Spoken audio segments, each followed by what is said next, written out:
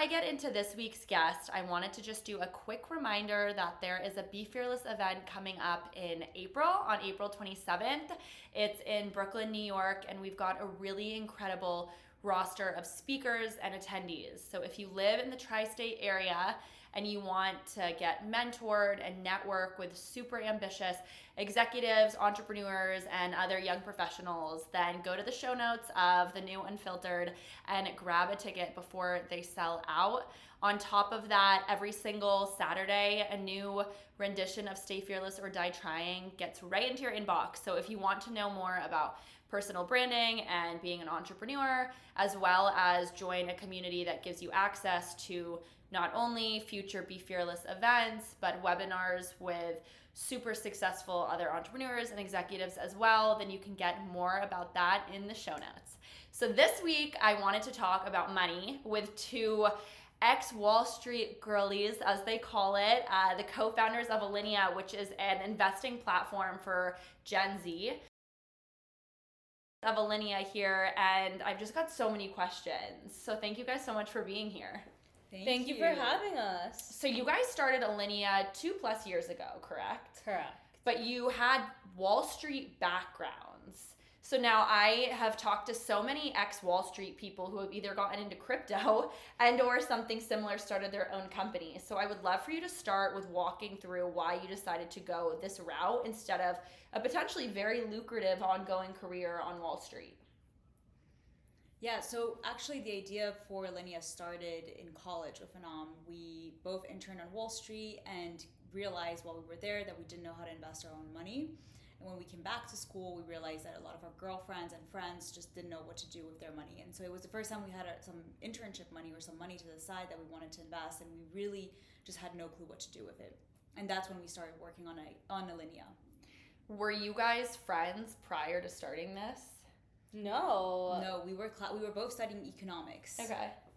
And we saw each other around, and we were randomly paired up for a class project. I actually asked Eve to be my class partner, and we started chatting about different problems that we saw, and we just couldn't stop talking about this one, which was that all the guys around us are investing their money. We're about to graduate, and you work so hard to get a college degree and get a good job, but what does that actually translate to?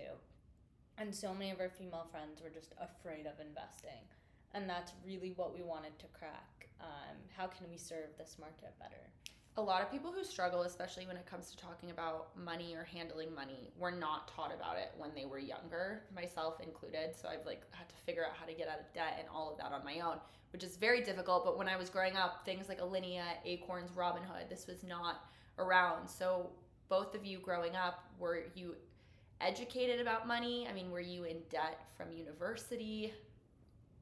I think we experienced the problem ourselves. So even though we were working on Wall Street and studying economics, that level of exposure and that confidence wasn't there for us. And I think it's so deeply rooted in society about women hushing away from conversations about money. We're not taught it in school. In the United States, only 14 states mandate any type of financial literacy course, which is just not enough. And given how fast our world is moving, we need more and more financial education to keep up. And so we saw this huge problem that an we were opportunity. about to enter. Yeah.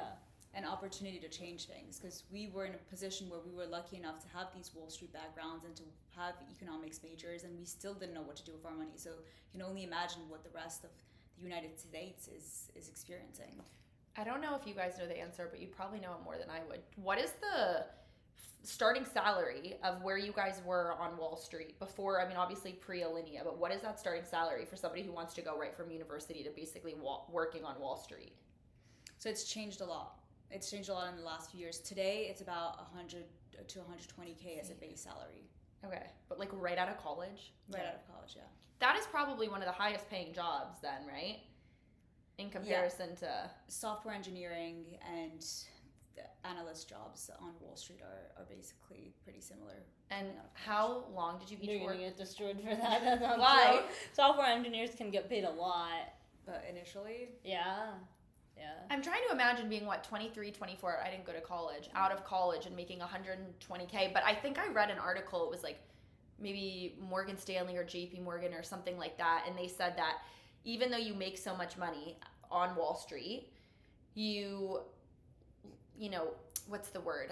Sacrifice basically all of your time, right? Because you're working these 60, 70-hour weeks. Were you also doing that? Yes. Yeah, and it's a male-dominated world. Yes. So entering it as like two females, that experience, was it intimidating? Were you expecting the minute you started, like, we're going to leave at some point and start a company? I think what stayed true, so we graduated and we had this idea, we had a 100-page business plan, and what stayed true is our passion and our dedication to it. We couldn't stop working on it. Even though we were in our full-time jobs, we would meet up on weekends, we'd talk at like 2 a.m. late night and really keep brainstorming. And I think it is that passion and like what you've said, that opportunity we saw to continue and keep on going. Alinea is also was a YC company, and for a lot of people who don't know what YC is, I guess I would consider YC to be probably the top accelerator. It's an accelerator, correct? Yeah. Program, but they also invest in the companies. Yeah. So did you plan on getting in, like when you wrote the application, because there's a whole video process behind YC, how almost gung-ho and keen on getting in were you, or were you not expecting it when it came? It was really a dream. It was a dream. It was like a dollar in a dream situation. We threw in an application. We had been rejected by hundreds and hundreds of different investors, and we were starting to lose confidence, and we got our YC interview, and we got in on the first shot, and it was very validating. And then we quit our jobs a few days after. Incredible part of YC is that they really invest in founders more than your idea at first. They want to see that you have found a market fit and that you're addressing a pain point that you're facing yourself, and that's what YC saw in us. How much had you tried to raise that you were rejected by? Do you remember before? A pre-seed round, like a very small amount. 500K. I think there was one check for like 25K, which we got rejected from, and I was just crying and so upset, and I was like. While you were still on Wall Street, though. Yeah, we were still working. Yeah, we were still working. We're trying to raise some money. Yeah. Do you remember how many people you had reached out to? Thousands. That, like cold emailing? Yeah, probably. Oh my god, I love cold emailing. Do you guys remember those original pitches, like what you put in them? It was not that different. Like we looked back, and it was pretty much the same idea. It was like, we have an idea for an investing platform for this new market that's underserved, and no one has done any innovation in this space or built an experience for this audience. So we haven't moved too far from that. So walk me through the original and early stages of Alinea. So 2 years ago, you guys were in YC. Mm-hmm. You get in, and then is it like a very quick process? I'm actually, that part really piques my interest because I never did an accelerator program, but I know a lot of founders also will go into it to, not YC in particular, but to meet a potential co-founder. What is the process like? So you're accepted, and then... So you need to have a co-founding team to be accepted. You need to have a technical co-founder, and you need to have a founding team, essentially. That's a part of the requirement of getting into YC or an accelerator program in general. And then once you're in, it goes really fast. You basically take your idea and you make it true. You make it a reality, and you raise some money for it. Was the app already on the market? No. It was just an idea? Yeah. Okay.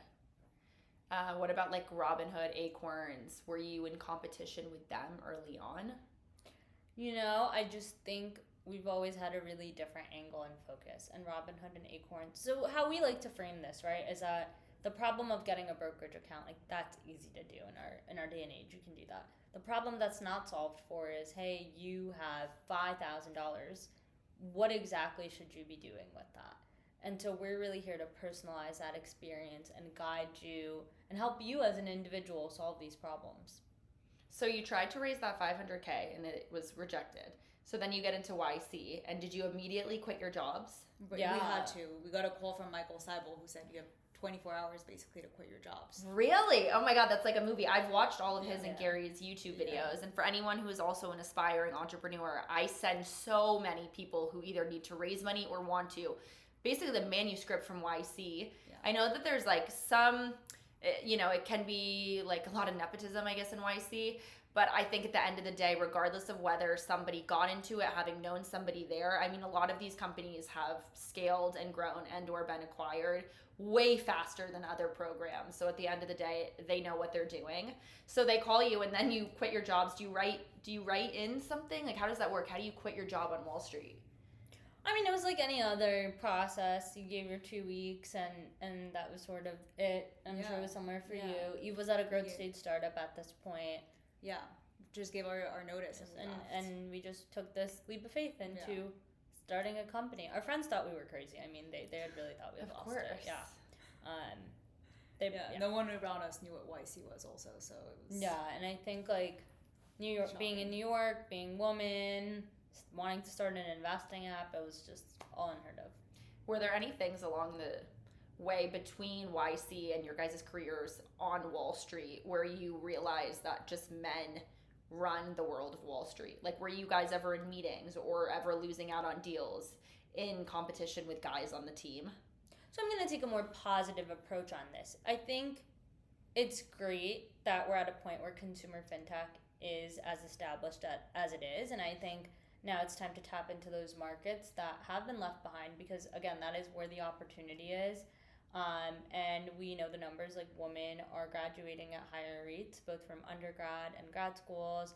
They have higher median incomes. And so this is an opportunity that's been in a market that's just been ignored and underserved. And so we can do that job because we understand our customers and the experience that and we're building for them, right? When you look at the Robinhood founders or the Acorn founders or the Webull founders, like all these founders are guys, and so they're designing and building for that demographic most of the time, and we wanted to create an experience that just resonated with people like us. Well, this is why I so wanted you guys to talk about this topic around money, because there's so many guys out there. I mean, the guy who started Acorns, all of these that are all just predominantly male-run companies. And I don't necessarily think guys are better with their money, but I think in general, it's very uncomfortable for, at the end of the day, for a woman to make more than a guy, especially in a relationship. I mean, dating-wise, that's always something that I see people talk about. If you're a woman and you make more than a guy, he's immediately intimidated. Whereas if in a, guy-girl relationship, if the guy is making more, then the girl's like, oh my God, I'm so in, which makes no sense to me. So I think that rewriting that narrative is great. But to back up a second, so you get the call from him, you quit your job, your family and friends are like, you're insane. But I will say, you guys could have always gone back to Wall Street because you had that background, right? So you probably could have easily gotten another job in the finance world. Yeah. So was that in the back of your mind? No. I think we were really excited, and we're really excited. We see an opportunity where we're 100% committed to what we were doing, and we were going to do whatever it takes to build this company. Okay, so what's the timeline? You the quit, timeline and is then November. We got the YC interview. I think we quit around December, early December, and we have a few weeks before YC starts. So that starts in January of 2021, right? And that's the timeline. But then what happens? So it's a 3-month program. You basically learn how to build your product, you ship your product, you learn how to launch it on Product Hunt, Hacker News, etc., and then you learn how to raise your first round of funding. And so Michael sat with us, he helped us build our pitch deck, he helped us pitch these investors. They teach you how to basically work a fundraising round, which we didn't know how to do. You have to be really intense on your timeline and on your terms, and so we learned how to do all of these things, and in 3 months we had basically launched the app, raised the first round of 2.3 million, and basically taken this from 0 to 1. So when you were actually in development for the app wasn't made, correct, until you guys entered YC? Yeah. So then how did you find developers that fast to put it on? Well, we had a CTO at the time. We had a technical co-founder. We had built out a little bit of a team. But that was pre-YC? Correct. So all of you guys were not taking any salary or making any money from this? No.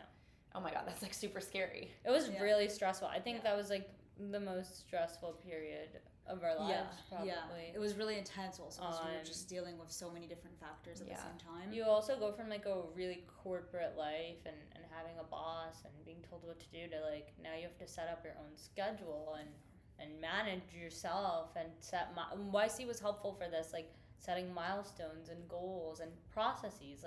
A startup is essentially building process and making sure that process delivers results. So we really were at zero when we started. It's so funny to me because I never worked for anyone else, and then I at 18 got this Disney show and went from having my whole life of like being so OCD about my scheduling to now having to like understand how to track your hours, like really track it. So it's fascinating when I meet, as most founders had traditional jobs and then became entrepreneurs, and I did it like backwards. But I think growing up I would have done really well having some form of a schedule, because when you're an entrepreneur it's like you do whatever you want at any given time, which is awesome. But then there's sometimes where you either work way too much or you don't work enough. So in that 3 months, you guys raised 2.5, and were those all introductions from YC?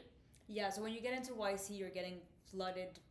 Your email is flooded with investor inbound, right? Because all these investors are finding out the YC class, and so everyone wants to invest in YC companies, and we just had to basically choose who we wanted to talk to, and so that was a pretty nice round, an easy round to do because it was just inbound, and we had to basically pitch for 2 weeks and raise at that point.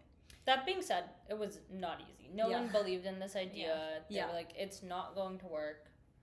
We were told no hundreds and hundreds of times. Pre-YC or during this? Post-YC. I think every step of the way you get told that it's not going to work.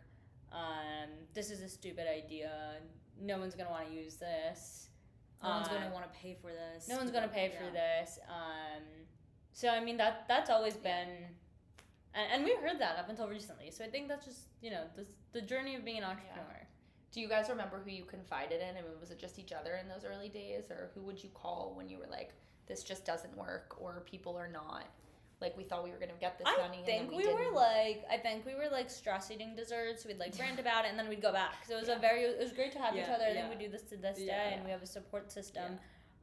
But we're both like enablers, and we're like, we need to keep going and keep trying. Like, it's a numbers game. That's why I always say 1% of people can really be successful entrepreneurs, because it is so much easier to give up than it is to just keep going.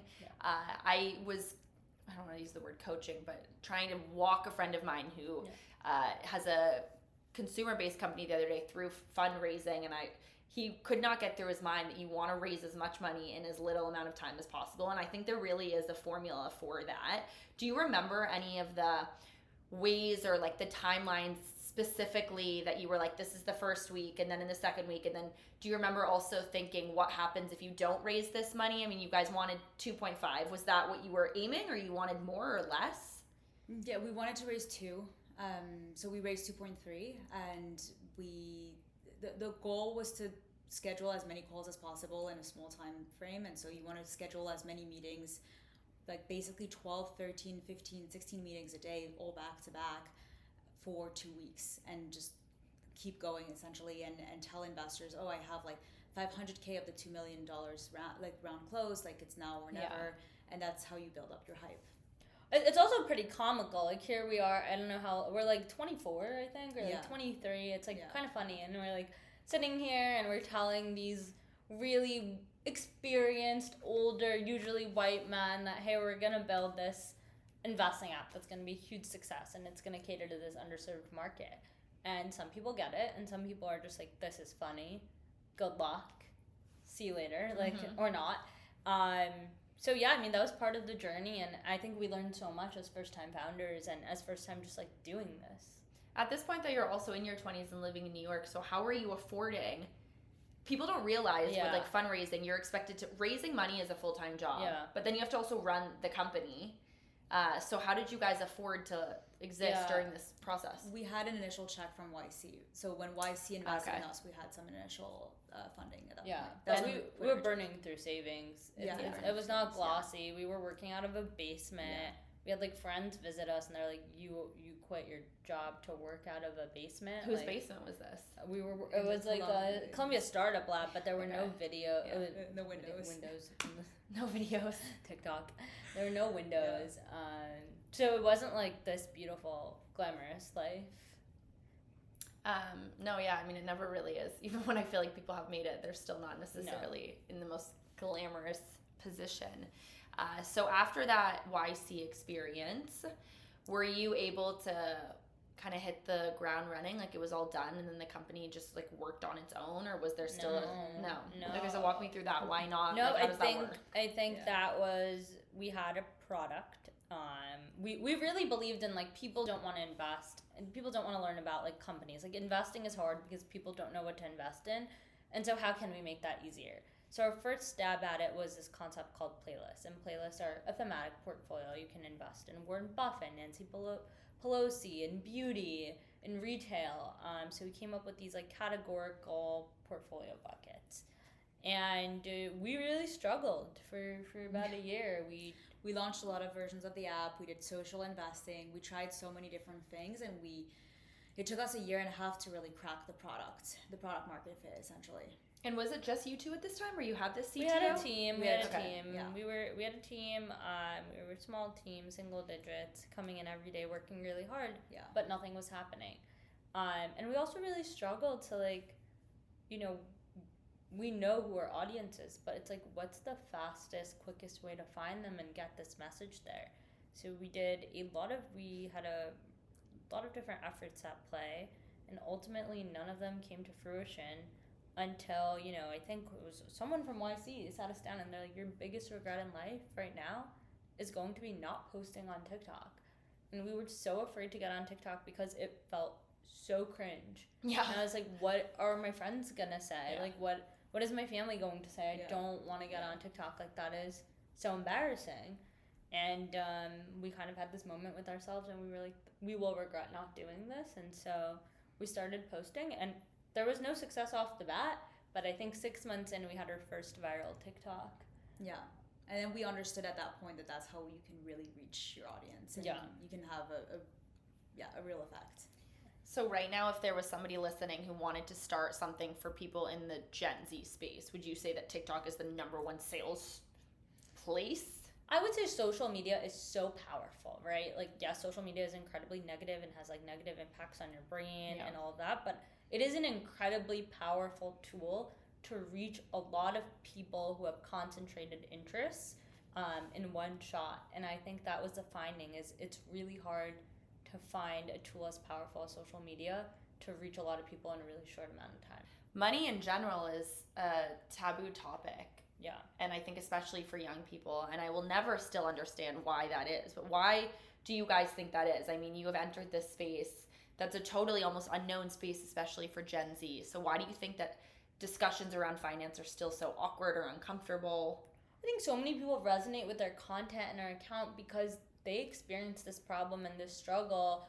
We know like how high prices are with inflation and how the economy has had its ups and downs. And I think as young people enter adulthood, they're just trying to figure out how can we best set ourselves up for success.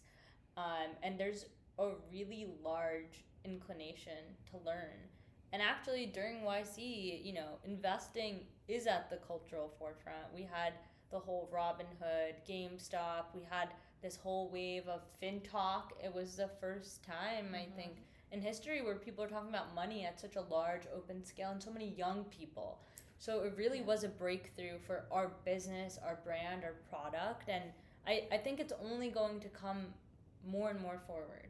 Yeah, we're talking about money in a different way, right? Money has been written in a way where it's kind of gatekept, and we talk about this a lot in our messaging, but we're trying to make it more understandable to the mass market. So you guys are in your 20s and you have Wall Street backgrounds and you also have an app about money. So would you both say independently and together you're good with money? Yeah. Yes. Okay, so what about for anyone listening who wants to start right now investing their money, or they just got out of debt? I mean, what are the tips and tricks? What do people need to know right now? I think, look, across the board, whether you're trying to be healthier or you're trying to build a reading habit, this is just like building a habit.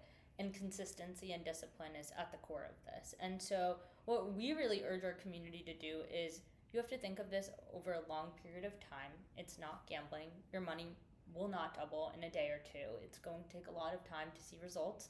But what you can do and how you can set yourself up for success is build that habit consistently. And we've built our product in a way that 90% of our users are on a recurring deposit, and they're seeing this as a long-term habit. I noticed that for me, like the reoccurring thing is super convenient because you don't really notice, even if it's, is there a certain amount as well you'd suggest? I mean, I think I have like maybe $100 a week or a month, but like in different accounts. Yeah. So what Yeah. do you suggest to Yeah, start? it's a strategy called dollar cost averaging, and it's basically you should be spending time in the market instead of trying to time the market, and that's what we encourage our users to do. So try to put in a certain amount if you're like $100 a month or $100 a week based on what you're comfortable with or what your income is, and allocate it into a portfolio. What does that portfolio mean? So I know what it means, but I know a lot of people don't know what it means. And I mean, Yeah. I had to read so many books to even understand what it means. It's like if you had to put your bet on who the next pop star is going to be, you don't want to just bet on one person. Mm-hmm. You want to bet across maybe 10 Yeah. different pop Mhm. stars. It could be a range of people. And so that reduces your risk essentially. And it's the same thing with the portfolio. It's a basket of investments that allow you to invest in a less risky way. And is there a cost a month to also have Alinea? Yeah, so we have a subscription fee, an annual subscription fee, again, because we want our users to think of this as a long-term habit. And it's also, investing apps can be very confusing with fees, especially robo-advisors and management fees. So we're very upfront. It's a $120 annual subscription to be a member of Alinea. That includes automated investing, content, education, And so what we do, which is a really nice use case for our users, is like we manage their portfolio for them. So if you come in and you don't know anything about the stock market, we'll tell you how much to invest every month into that portfolio that we're managing for you, and we're going to give you education along the way about how the portfolio is performing, what we're selling, what we're buying, why we're doing these things. Are there other companies that do it exactly like that, or are you guys the first? No one's doing it exactly like that. It almost seems like there's a community element behind it in the sense of like being able to have access to those additional resources and not just the ongoing deposits or investments. Is that true? Yeah. There's a community and the education piece. The educational piece is really important. You don't want to sit and try to read a million books or read a ton of blog articles. You want to feel like you're learning without doing much work, and that's why we send in daily notifications about the markets, notifications about how your portfolio is doing. Like, it needs to be smooth, and that's what we offer. I'm assuming that there are a lot of other resources out there. So, and I'm assuming you guys have also done probably a decent amount of customer user interviews. of course. Where do you find that most people, before finding Alinea, are going to figure out their money, their portfolio, the strategy, anything in particular that people say, like, oh, this is how I found out about money, or this is how I'm learning? People are on social media and they're on TikTok. They're looking for advice. But I think what's so common amongst everyone we've spoken to is this fear, and this fear of not knowing what to do, and this fear of am I doing the right thing? Am I missing out? How can I be better? And so everyone is very much in the same place in terms of like this lack of confidence and lack of education, and we're really here to fill the gap with Alinea. So what's the next phase for the company? How do you keep getting the brand in front of more people and get new users and grow it? Yeah, our hypothesis has always been consumer fintech, for lack of better words, sucks at marketing and brand. There's been no innovative brand in this space for a very long time. All the branding feels very stale and unapproachable. When you look at any bank's branding, it feels like you can roll your eyes and just be like, okay, this was whatever. And so we're really here to be approachable, and we have a content first strategy. Content first for money, like you guys on TikTok, or you mean like content for the app? No, content on TikTok. And there's content on the app as well, but that's how we're distributing. Yeah, content that's how marketing. We're getting people to know about us. So do you guys also put an ad spend behind content, or it's all organic? No, there's ad spend as well. It's a mix of work between organic and paid. No, that's amazing.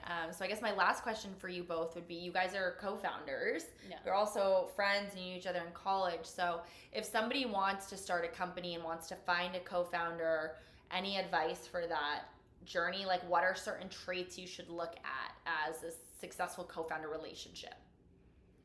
Yeah, it needs to be someone you can spend 12 plus hours a day with and get along and be so passionate and just complement each other. And I think with Anam, when we started working with each other, we just couldn't stop working with each other. It was like a natural dating relationship. It was just Thanks, Eve. Yeah, it just felt feels natural when it's meant to work. Yeah. No, that makes sense. Where can everyone find Alinea on social media, or obviously download the app on the App Store? I'm assuming Apple, Android.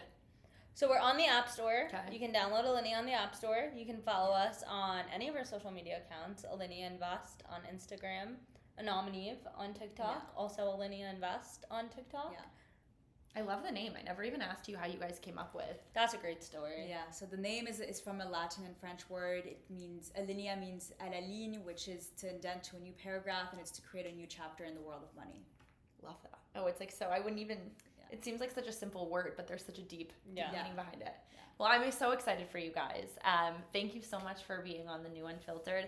For everyone who listened to this episode, these girlies, I love that little term because it's cute about money, we'll be speaking at the Be Fearless event in April. So you can head to the show note and find out more about that, as well as follow Alinea and both of them on social media. And I will see you guys next week for a new episode of the New Unfiltered.